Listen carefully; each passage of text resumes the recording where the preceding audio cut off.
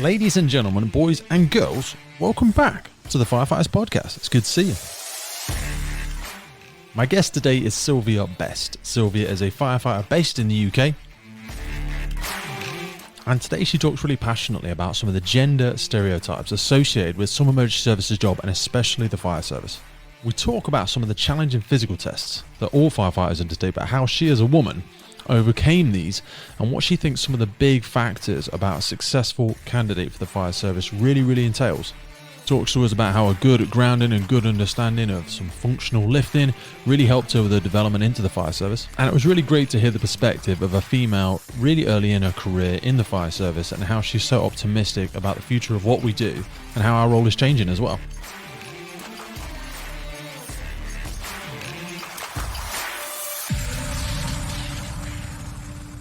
Once again, we are sponsored by the fantastic William Wood watches.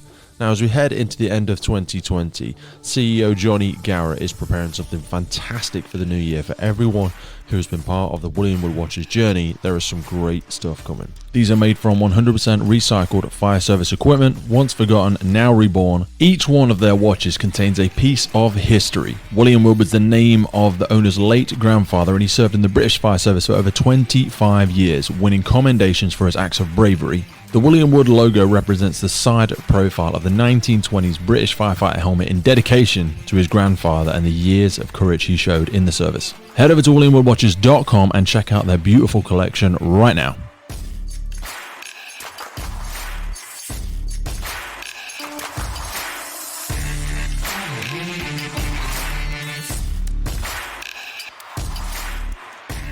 Are you ready? Yeah, ready. Let's go. Yeah. Sylvia Best, welcome to the Firefighters Podcast. How are you doing? Thank you very much, Pete. Brilliant, thank you. Are you enjoying the beautiful sunshine in December? We had snow yesterday. Oh, God, it was absolutely pouring with rain this morning. Was it? But we've had a few nice days. Yeah, I'm in West Sussex, and yeah, it was just pissing it down. I saw you had, you were out on the yard the other day. You did a post about pitching ladders in the rain, weren't you? That was terrible. Yeah. You know what? I made such a fuss about it, but it actually was all right. Like once you're out there, you've got your PPE on and everything, you're all right. But yeah, it was like the worst day to be outside. Do you know what I thought when I read that though? Because when it was just because you said about ladders. I don't know what yours are like, but I know we're going off on a tangent already. But I find ladders is quite scary in the rain because just trying to grip the poles and stuff like that. If you're not got good gloves or you get a bit slick, I find it's like scary in the rain. It can be a bit slippy, yeah. You can be as strong as you like, but when it's raining, you're like, oh, makes crikey. it more challenging. Yeah, it does make it more challenging. But no, it was all right. I made a fuss, I know. But once you get into it. I find the guys are just as bad on station. You know, if the weather's not playing in its hand, we're trying to find something inside. We're like, let's do an RTC theory in the appliance space, shall we? Instead, we'll just go out in the rain. Yeah. Anyway, straight off on a tangent, typical me. You are a UK-based firefighter, and we wanted to come on because we've spoken before about sort of some of the challenges that you've faced, but then we kind of helicoptered and thought about the challenges that are faced by a lot of women trying to come into this sort of career. So I wanted to ask you firstly, what you can share with us about your sort of UK recruitment process from your perspective.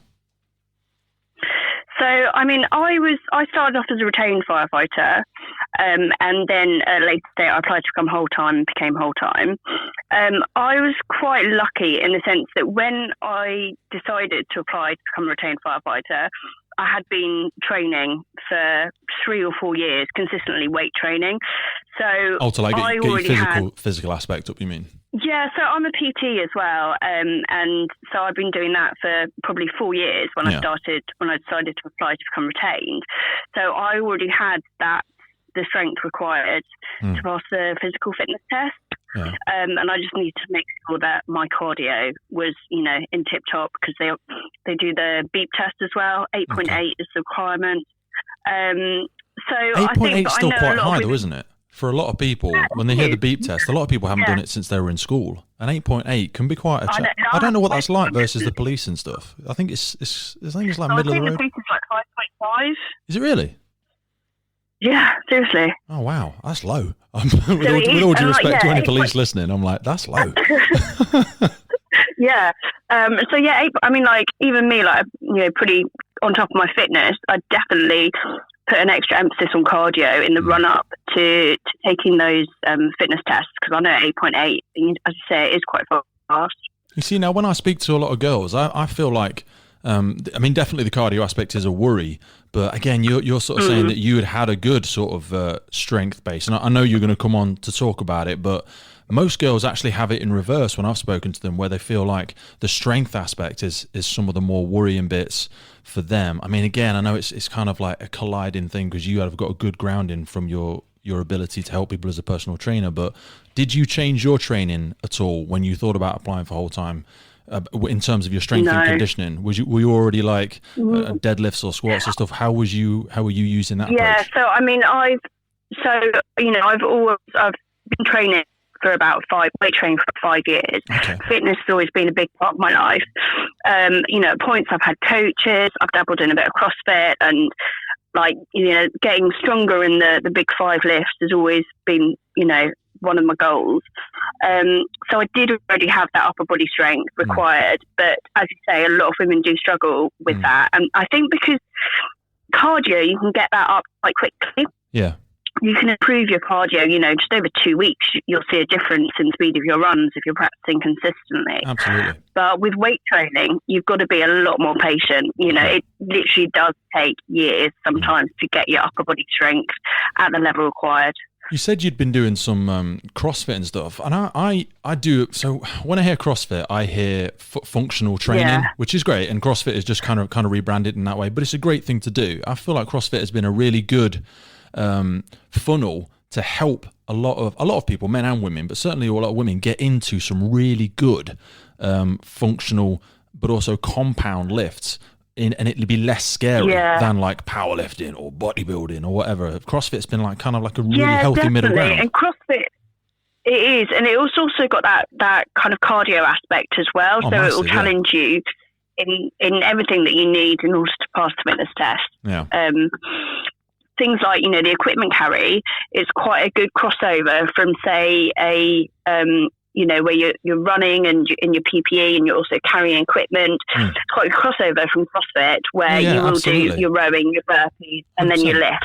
Yeah, it's lift and move, isn't it? Like you say, whether you're doing 5 burpees, then you're doing a sprint down to the end of the CrossFit box or whatever, and then you'll be going straight into some box jumps, and then you might lift a slam ball. Again, some people get quite scared of CrossFit because they see people on Reebok championships and the world championships, and they're like, oh my God, I'm never going to be able to do that. They're like gods. But ultimately, it is, like you've said, it's a lot of functional training, and a lot of people can engage with it. It doesn't have to be scary like that.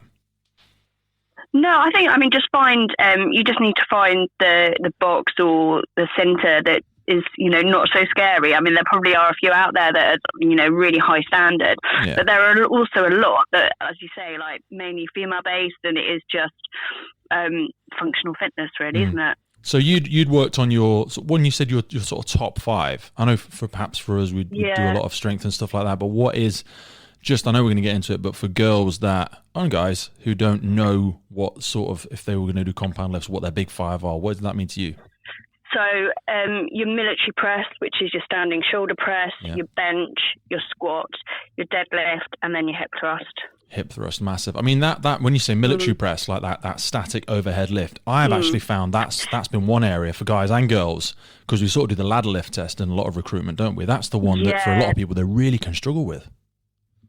That is absolutely the main one. That is 100% the main one, and that's where a lot of the women miss out, because they don't have that upper body strength, and I think we don't naturally have that upper body strength that a lot of men do either. Yeah. So, I think a lot of brigades it's about 25 kilos that you need to lift, because it's effectively simulating taking the 135 off the appliance, which is 100 kilos.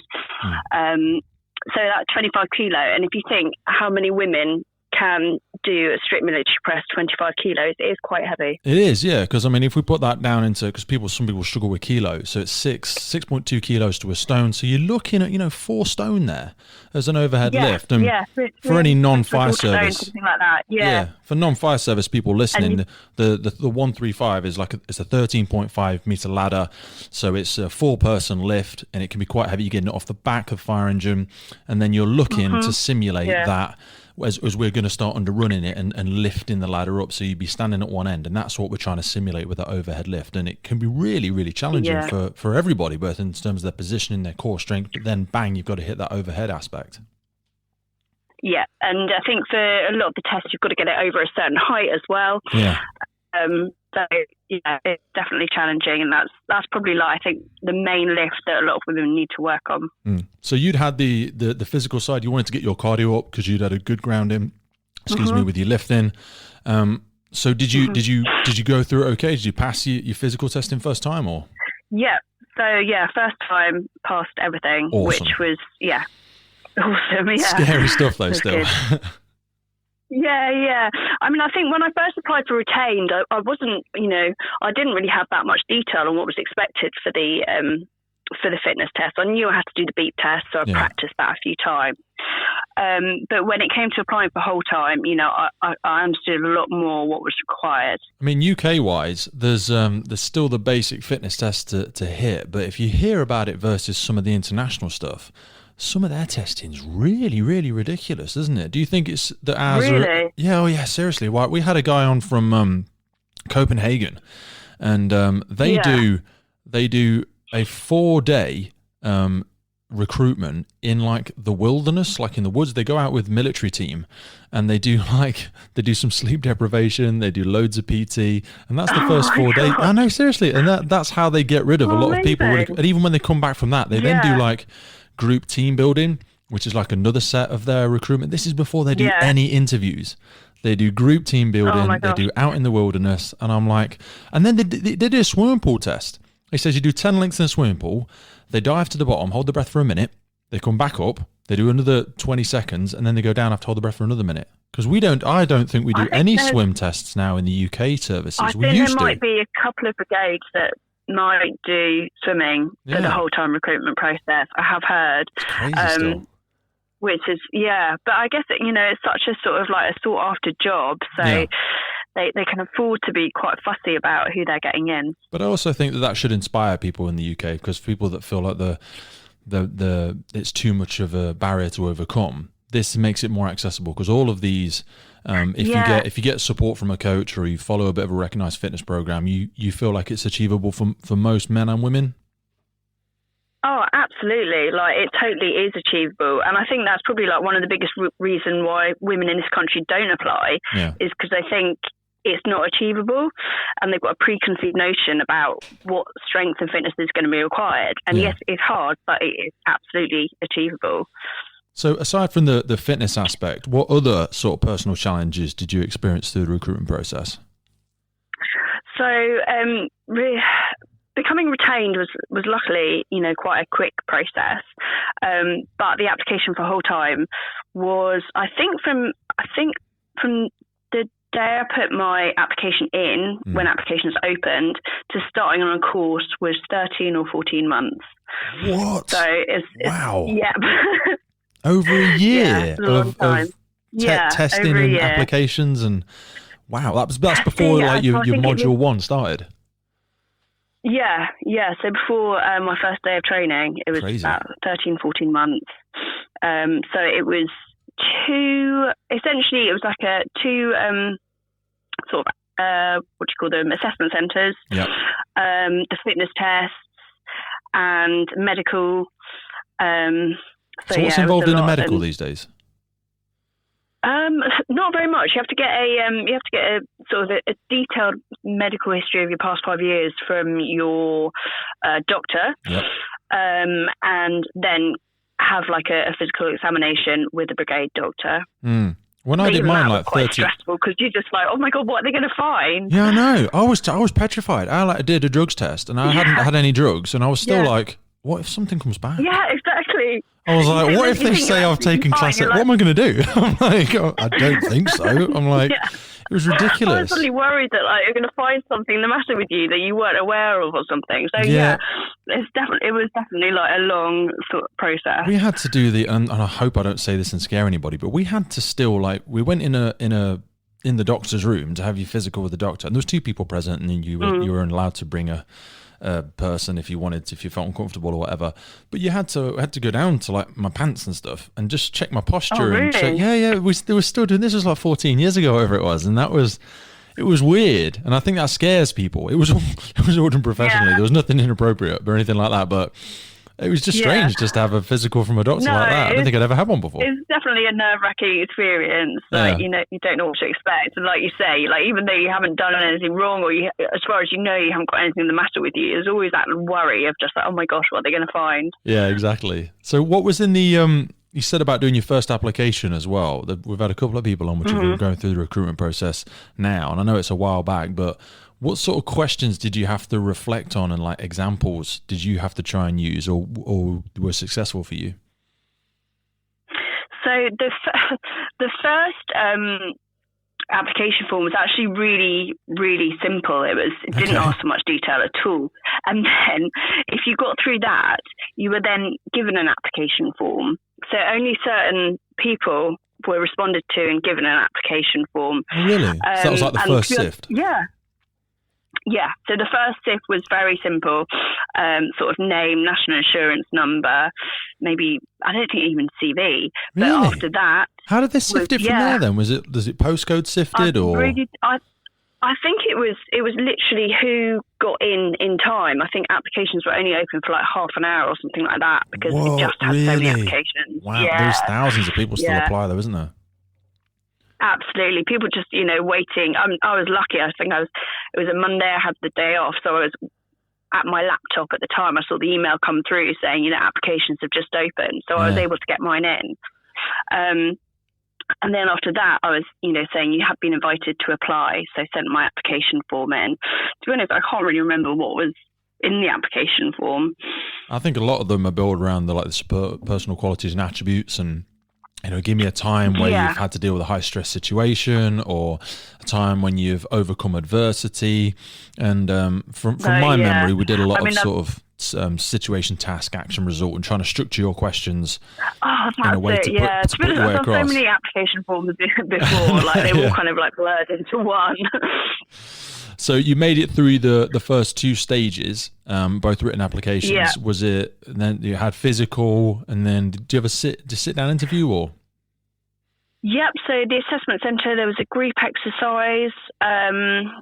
There was sit down interview with two firefighters or sub officers. There was, I think, a sort of like a situational role play exercise as well. Really? So so it was there was an area cordoned off and someone wanted to get through, and they had an actor playing the person that wanted to get through, and he was very persistent, and you had to be the firefighter that was telling him, no, I'm really sorry, this area is cordoned off. So like command presence and dealing with confrontation and that sort of stuff. Yeah, exactly that. And then there was a written exercise afterwards where you write up what happened on the incident. Oh, really? Yeah. That's crazy. Sound like recall it all. Yeah, but I suppose now you think about it, it's probably quite a good exam because, whether you like command sport, whatever, taking accurate notes, what was the pertinent pieces of information, how did you recall it? Exactly. No, it really makes sense. Which, and it's kind of quite reflective of what happens, actually on the job when you go to incidents and you need to, write things up afterwards or send a report or whatever. Yeah. I've heard some people complain about some of the recruitment processes, and they do say things like, oh, and then they made me sit down and write it back out, and I was so pointless, and I'm like, no, to be fair, that's not a bad idea. It's not a bad thing for you to do. Yeah, Whilst you think the situation might not have been relevant, there's the principle of trying to recall it all and accurately note it down, put in times, put in dates, who said what, when, where were you, what was the surrounding. Those sorts of things are really crucial. And unfortunately there is sort of, a fair bit of, written work involved in being a firefighter. It's not just being out there and taking action. It's like going back to sitting in front of the computer and writing bits of evidence up and, sending reports to councils, etc. Really important part of the job. It is needed. Yeah. So you did your 13 months, and after that long wait, you got all the uniform came. Did you do the whole try on uniform at home, take a photo? This is me in my uniform. No, I did that. No. Everybody, come on, you put your uniform on. No, so when I got in, it was like the start of COVID. So, It was, so I didn't even get measured. I had to measure myself in my uniform, and then you don't get your uniform until you pass out. So, no. I suppose they were trying to just improvise and adapt on the fly, but did you get different fire? Because I remember when I joined, everybody was getting sort of the same fire kit. Men and women didn't get issued different fire kit, and it was quite like inappropriate and uncomfortable for girls at that time because it didn't really fit very well. Yeah, so I think there was like a lack of female fire kits. So I got given the correct PPE, but with workwear, like with the T-shirts, everything was men's sizes. Really? So even in this day and age? Yeah. They didn't have that? That's a bit annoying. It was just, so I think because of COVID, they had like a run on the supply of uniform. So the suppliers couldn't issue it quickly enough. So some people in my cohort, some of the women in my cohort got the female T-shirts, but I had about 10 male T-shirts. I get it. We're doing the best we can, but that's a bit naughty. Yeah. We really should, just, I'm not going to make a thing about it, but it does just kind of echo your priorities. We're like, come on, you've got plenty of the guys ones. Why do we not think it was important enough to have the girls ones? Come on, let's strike the balance. Yeah. So you did eventually get what you needed. You got all your PPE and heading off to training school. Yeah. How was training school? Training school was really intense, really intense. So we started with 12 on the cohort. That's a short course. That's a small course, I think. 12. Yeah. Crikey. So we started with 12. We then had 2 more brought in who had been back coursed for various reasons. Yeah. And by the time we finished, we only had 7. Really? Oh, wow. Yeah. So candidates were just back coursed at various points during the 11 weeks. What sort of reasons for? Obviously not personally. We're not going to talk about anybody, but was it like just struggling to keep up, or fitness and skills based, or? Yeah, essentially struggling to keep up. I think a couple. The training is really intense. You're doing drills for 10 hours a day sometimes. So yes, your fitness needs to be really tip top. And I think it was probably like the fittest I've ever been when I was doing training. So yeah, a couple struggled with their fitness. A couple, found some of the equipment hard to understand, or the concepts hard to grasp. Because you do have to do a lot of self-study as well. Not reaching the mark.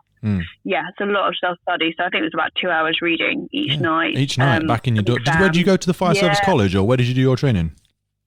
No, so I did my training on site, so at various stations around the boroughs. Oh, that's wicked.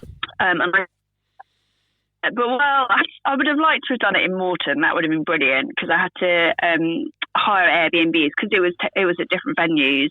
Yeah. So I did have to hire Airbnbs. I'll be honest, if you do get a chance to go to Morton, it is really good. I really like it there. It's there's a different experience. If you're learning as a cohort and you're all there sort of living in dorms together and knocking on people's doors to do a bit of studying and share knot techniques and how to shine your shoes properly, and it does a different experience. You still it's a lot more onus on the instructors if you're by yourself, and it can be really tough for people to push themselves if they're not used to self-study, or being able to knock on next door versus having to ring somebody for help. Sometimes it's just that extra barrier, and some people don't do it. Yeah, my cohort was great. We had a WhatsApp group all together, and each evening, if anyone had any questions, we would put it on the group or call each other. But I was lucky; we had a really close cohort, and we worked really well together. Have you ever heard of any other experiences? You say you're lucky there, and I agree.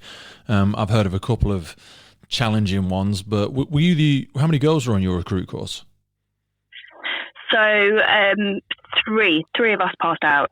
Okay, that's awesome. So when you say you were lucky, was there any examples that you'd heard of where guys or girls had like a bad experience, if they were the one and only, or did you have any worries about if you were going to struggle with that aspect of it?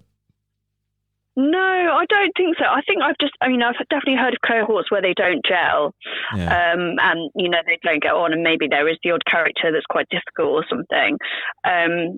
But yeah, as I say, I had 6 other really good firefighters in my cohort. Oh, that's good. So how long was your training all in? So it was 11 weeks, and it was absolutely rammed in. I don't think I had a social life for the 11 weeks, didn't do anything. It should have definitely been longer. Yeah. But A lot of the development Is what it then is gets now, done yeah. with your folder and stuff when you head back to station. I think that balance is becoming, not for better or worse, but I'm finding when we get recruits on station now, there is still a lot of work to be done. Not like they're coming on dangerously, but they've nailed most of the fundamentals, but then there's a lot of development and folder work to be done on station, which again, it's kind of benefits to it as well, but I think if the course could be longer, that would definitely be beneficial. But obviously, budgets have certain restraints, so the courses are how long they are.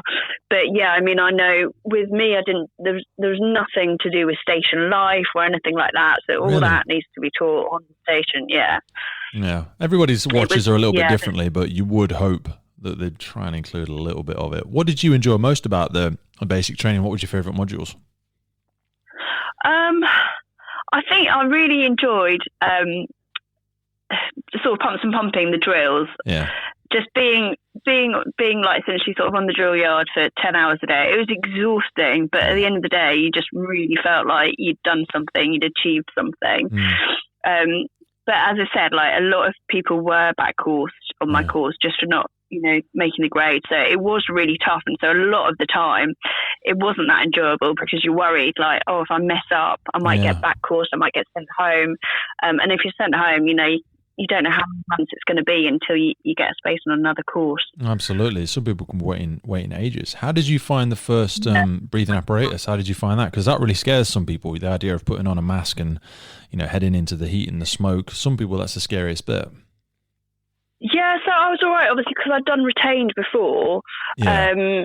So, when I came to do it whole time, it was just learning a different brigade's way, which actually was probably like an extra challenge, really, because I had to unlearn a load of stuff. I learned from one brigade and learned it all from another brigade. Which they're always difficult. It's very similar, but there's always a few different weird, like standard operating procedures are a little bit differently, and you're like, why'd you call it that? Yeah. But a lot of the concepts are the same, but do you often find yourself saying one at the other place, if you know what I mean, and they go, oh yeah, that's your whatever ways. Yeah, absolutely. We're not there anymore, we're in this brigade now, stop calling it that.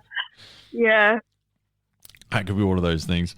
I wanted to ask you about some of the other barriers that you obviously spoken about, fitness and the recruitment you managed to get in first time.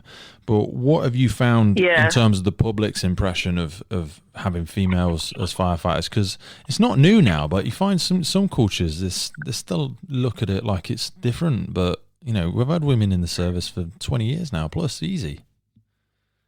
Yeah, so I mean, to be honest, when I joined, I didn't really think that much of it being a woman in the fire service. I didn't really think it would be as different as it is, or seen as different as it is. Okay.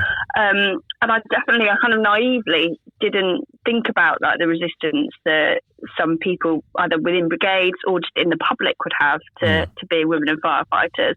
I mean, I've had things like that people innocently asking, "Oh, do you do the same job as the men?" Yeah. Which is really offensive, but don't realise it's not meant horribly, but... No, it's not meant badly, but you just think about that for a second. Think about what you're asking for a second.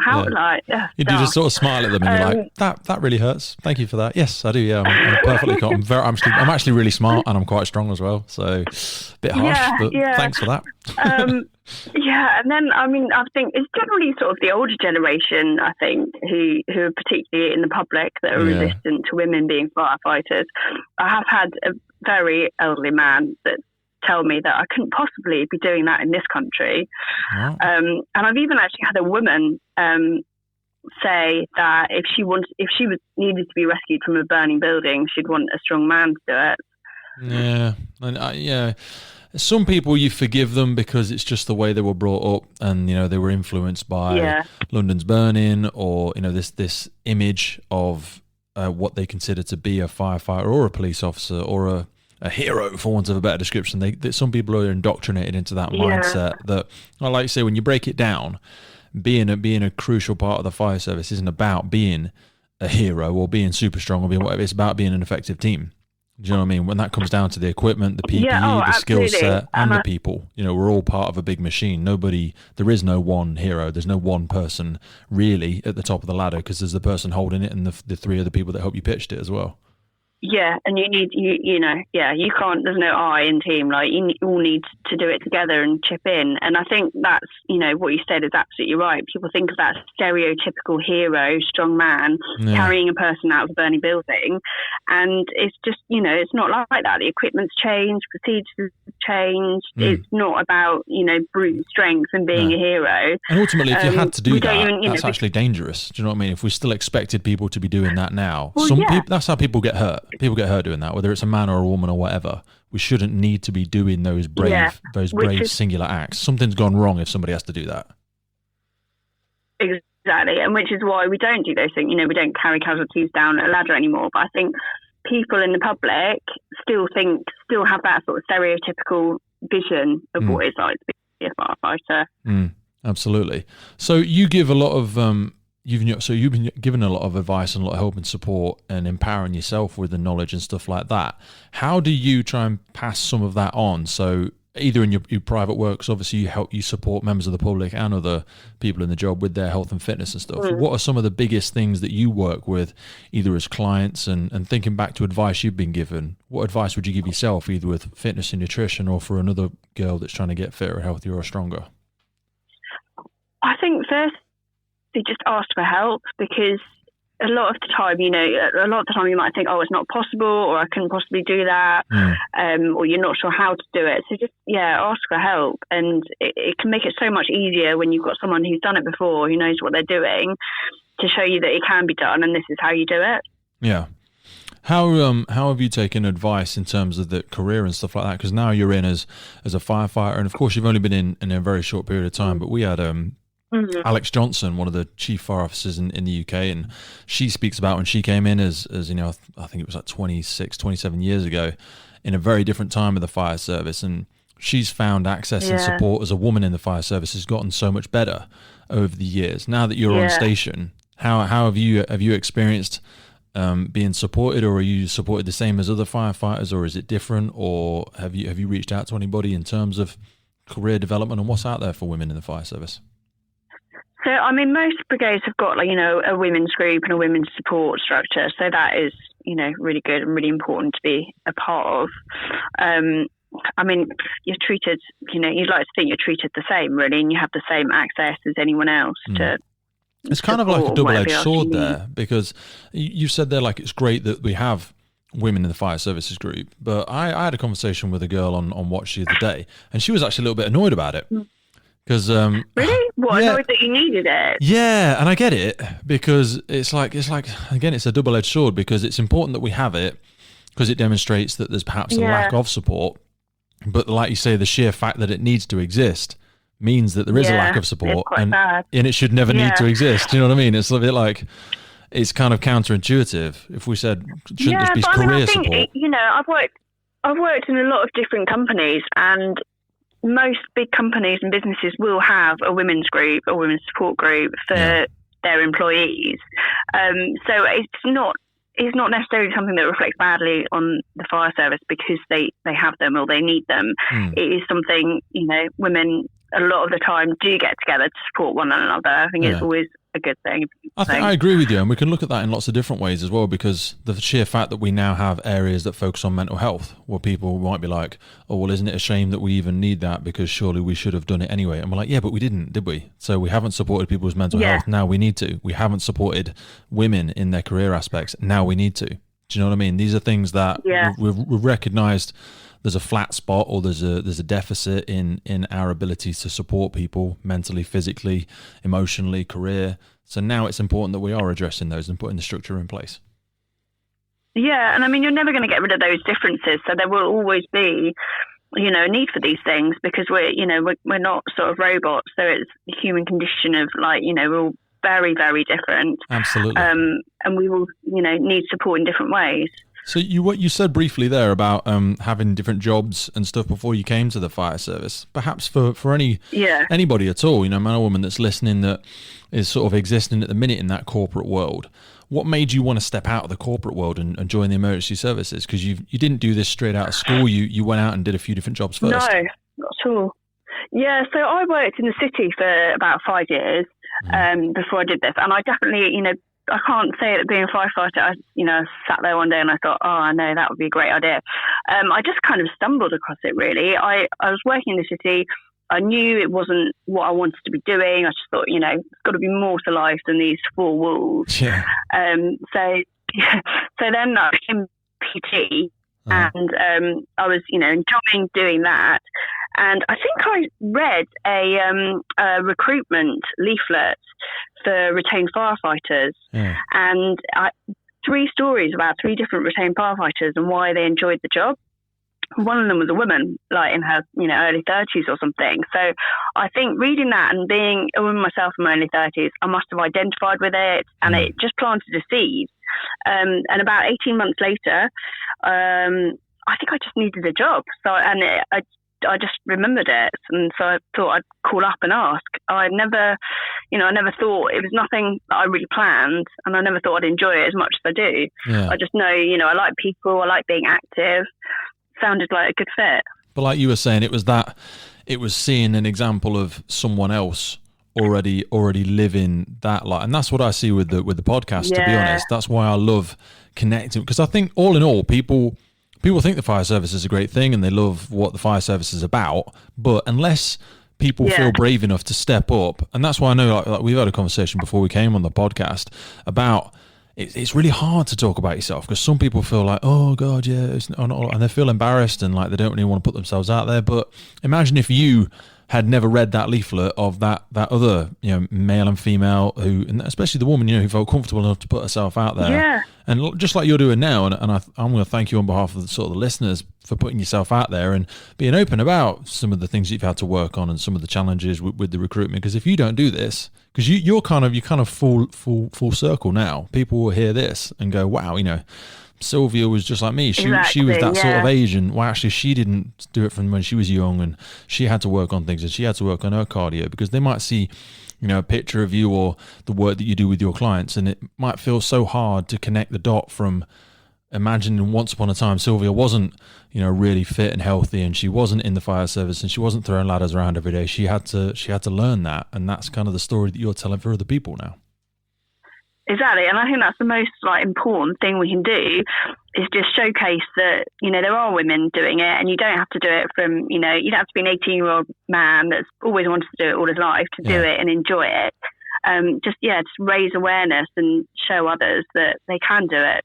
Because awesome. Like you say, I don't know whether if those 3 stories, if they'd all been 3 men, whether it would have planted that seed in my head. Absolutely. Maybe not. You've got to feel brave enough to put yourself out there. Maybe not. Have you seen that gender stereotype video about where the 5-year-old kids are asked to draw that the surgeon, the firefighter, and they all draw men? Yeah, I did. Yeah, I did see that. Yeah. So it's about how gender stereotypes are formed at a really young age. One thing I experienced the other day, in between night shifts, walking outside of the station, and there was a man walking with his little daughter. She must have been about 5 or 6 or something, and pointing at the fire station and saying, "Oh, when the bells go, the firemen go down the pole and get into the fire engine." And I just thought, that 5-year-old girl, she's having that gender stereotype. She's already having a gender stereotype created, and having that role perceived as just being for men, just from that early age. And I couldn't help myself. I said, "Oh, and firewomen," even though we're not firewomen, we're firefighters. But I've got an 8-year-old daughter, and she often thinks that it's fireman, daddy's a fireman, and I always have to catch her. And I don't try and do it like tongue in cheek, but I say, "No, baby, it's firefighters." Do you know what I mean? Because my mum and dad are terrible. They're in their 60s, and they say firemen, and I'm like, "Guys, it's firefighters." Have you ever had that when you're interacting with the public and stuff like that? I get a lot of people saying like, "Oh, you're a fire woman, fire lady, fire person." Like, does it work? It's just one job. It's firefighter. Yeah. But I think it's really important that we catch children at a really young age and teach them that it's firefighters, and that women do it as well as men, and it's one job. Firefighter. But like you say, we're trying to overcome all of the stereotypes that people have seen in cartoons, that have seen in magazines, and it's quite a big thing to try and shift. Do you guys? I know you've done some work in your retained and stuff like that about going into going into schools, and how much of that is still important for us to engage in? Well, it's so important. Obviously, I think most brigades got some sort of like community safety plan or programs, and that's the best opportunity to affect the gender stereotypes and go into schools, do your community safety, and show them, look, there are women doing this job as well. And that's, I think gender stereotypes are formed between the ages of 5 and 7, so that's the perfect time to show these children that the women are doing the job as well. So I wanted us to close as well by talking back sort of where we started about some of the fitness aspects, because I know it's part of your everyday life now on station, the way that you eat, the way that you train and stuff like that. But you've kind of come full circle, and you now take all of this information to support your clients as well. You obviously do it privately. So how do you balance the stuff that you've learned in terms of your lifting and stuff, and who do you work with to help them get fitter and healthier? So I work with men and women, although mostly women, just to get stronger or, lose weight, whatever their goal is. I'll work with them and use all the knowledge I've got from, my 6 years of training and being a PT and also being a firefighter. And I generally do that online, which means you can help someone wherever they are in the world, give them a program, give them a plan, and also just give them the support that they need, because that's one of the major things I find that people need, is that just, encouragement and support, and just to know that they're doing the right thing. And also just a reinforcement, like you say, because there's so much information out there that it's hard to find your way through all the noise. And if they've got somebody like yourself who's sort of living by example as well, you've walked the walk, you talk the talk, you live it day to day, it has a lot more authenticity behind what you're doing, and then they can contact you with that sort of guiding advice that they're doing it right, they're doing it wrong, and how to keep making progress. Yeah, exactly. I mean, it really helps when you've got someone that's been through it all before and knows what they're doing, and is, like you say, walk the walk, talk the talk. It really helps, and that can sometimes just make all the difference. Perfect. Absolutely love that. Sylvia, thank you so much for coming on the podcast today. I really appreciate your time. I wanted to finish with one final question. If you had a billboard that you had on view to the entire world, and you had like one message that you wanted to give to the world, with all the craziness and anxiety and COVID craziness, what's the one thing you think people need to hear these days? Gosh. One thing that people need to hear these days, probably just, you can do it. I think self-belief is everything, and having that faith can, if you think you can or you can't, you're right. Yeah, absolutely. Love it. Yeah. Thank you so much for that. And thank you for coming on the podcast today. Look after yourself, all right? Yeah, all right. I love to chat to you. See you soon. Thanks then. Bye. Well, there we have it, boys and girls. Hope you enjoyed that one. Another great episode. Sylvia was lovely to chat to, really speaking really openly about some of the challenges she's faced, how she overcame it, and just brutally honestly, what the job really entails. Realizing she had some things to work on, going after it in a very systematic approach, and also how she now uses this knowledge to help other people get fitter and healthier. It's great to see she's paying it forward. And once again, of course, we thank you. We thank you so much for coming back to the Firefighters Podcast. I want your real big takeaway from this episode to be, look, if you think you can or you think you can't, you're absolutely right. You have every reason to believe in yourself, to go for the career you want, whether that's anything at all, but certainly something in the emergency services. Never before now have we been in such need of people who have great morals, great values, and a great strong self-belief, putting themselves into the job and really, protecting their communities and looking out for people that are vulnerable and are unable to look after themselves.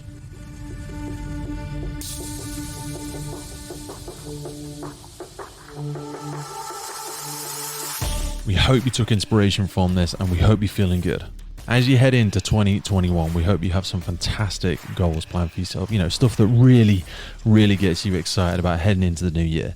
I know for a lot of people, they felt like this year has been really challenging, but you know what? It's as challenging as you want to make it, guys. There's so many opportunities. Life belongs to the learner. If you can remain in that growth mindset, that learner mindset, pushing yourself, improvise, adapt, remain curious about the world. That's what it's all about, guys. So from everyone at the Firefighters Podcast, stay happy, stay healthy, stay hungry, and we will see you soon, right here on the Firefighters Podcast.